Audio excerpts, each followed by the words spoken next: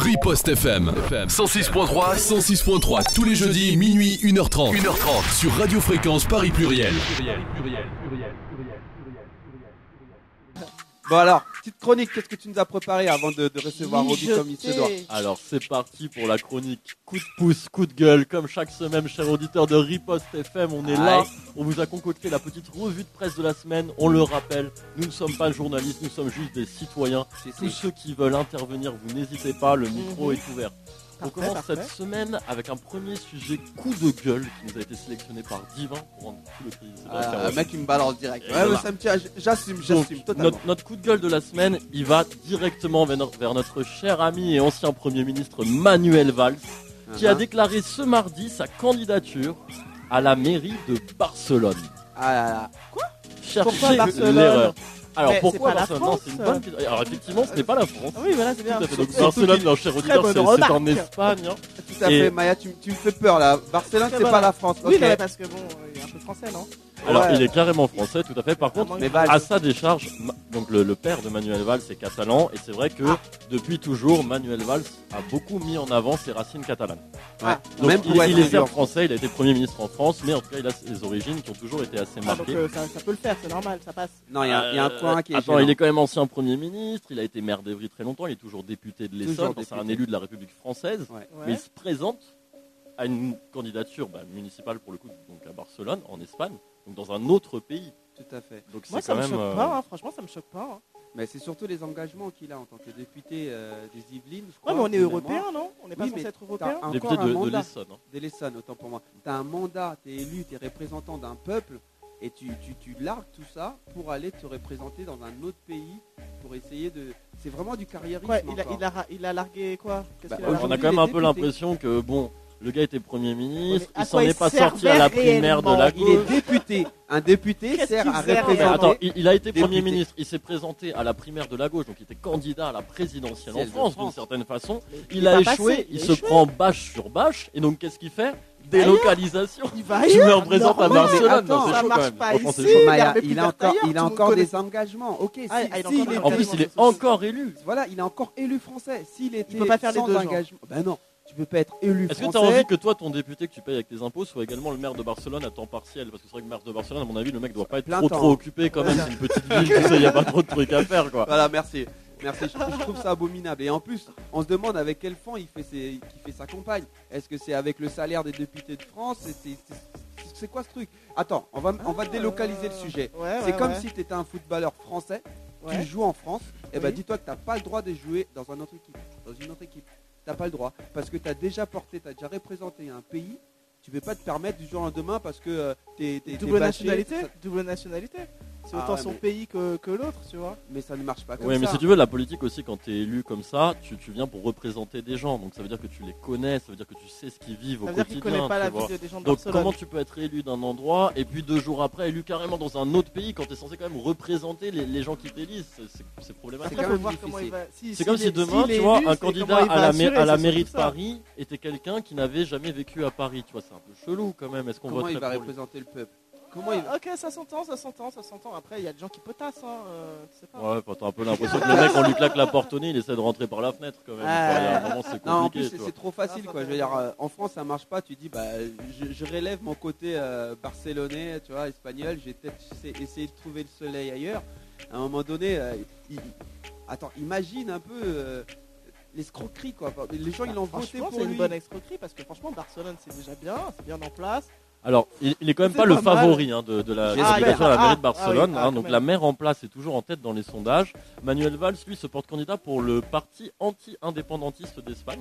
Donc vous savez qu'il y a eu des d'accord. Pour l'indépendance de la Catalogne. Il est le candidat contre les indépendantistes. C'est le 4e parti d'Espagne, mais c'est celui qui a remporté les législatives aux dernières élections. Donc ça fait quand même de lui un candidat important. Le pire, ça m'étonne pas de lui, ça. C'est un mec, il aime bien la controverse, il aime bien choquer, il aime bien... Et puis alors, ce qui est un peu rigolo, c'est qu'il fait quand même des gros clins d'œil à Macron, parce qu'en fait, il dit que s'il se présente à sa mairie, c'est surtout pour défendre aussi la politique d'Emmanuel Macron au niveau européen. Voilà. C'est tiré par les Est-ce que ce cheveux. serait pas un petit crochet par Genre, l'Espagne pour mieux remonter sur Paris? Mais s'il fait ça, franchement, il Non, mais faudra qu'il pas reste en voter pour Espagne. lui. Après, qu'il reste en Espagne. Moi, je suis d'accord, mais qu'il Ouais, reste moi, en Qui je- démissionne déjà. J'ai l'impression que ça commence sent déjà qu'il le démissionne, gros ouais, coup c'est de vrai. drague pour Emmanuel Macron plus qu'autre chose quand même. Voilà, Qui c'est un démissionne peu moi d'abord. mon impression. Mais on va passer sur un sujet plus léger, un sujet Roby qui va être plus intéressant aussi pour toi. Je vais vous parler d'une marque de chaussures, une marque de chaussures italienne. Et alors ce sujet, Ah, je sais pas vraiment si c'est un coup de Sprezzatura. pouce ou un coup de gueule. Roby, c'est toi qui trancheras à la fin. En gros, si je te disais qu'il y a une marque de luxe italienne qui s'appelle Golden Goose, qui vient de sortir un modèle de chaussures, des baskets, à quand même $530, donc vraiment des belles baskets. Mais alors qui sont des baskets qui ressemblent en fait à ça. Donc c'est des baskets, cher internaute, toi tu ne les vois pas, mais en fait on dirait des chaussures usées. Les couleurs sont les vois, attends, salies, je les il y a vois. du scotch. Il y a Il du y a du scotch dessus, le plastique est craquelé. Enfin, en fait, on dirait vraiment une paire de chaussures usées. Vintage, quoi. Et en fait, ils l'ont sorti comme ça.